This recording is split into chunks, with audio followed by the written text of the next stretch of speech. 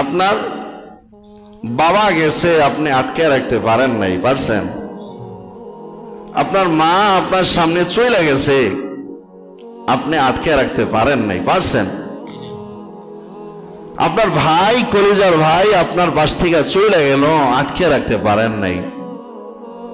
আপনার বন্ধু বান্ধব প্রিয়জনরা দুনিয়া থেকে চলে গেল আপনার সামনে, যাকে ছাড়া আপনি চলতে পারতেন না, আটকে রাখতে পেরেছেন?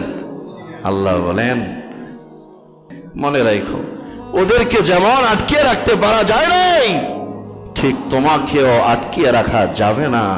তোমার দুনিয়ার ঐশ্বর্য ক্ষমতা দিয়ে তুমি তোমার জীবনকেও টিকায় রাখতে পারবা না। নিয়োজিত ফেরেশতা মালাকুল মউত তোমাকে সঠিক সময় নিয়ে যাব, এই দুনিয়ার কারো ক্ষমতা থাকবে না এক সেকেন্ড তোমাকে জমিনের ভিতর রাখার, ঠিক কিনা?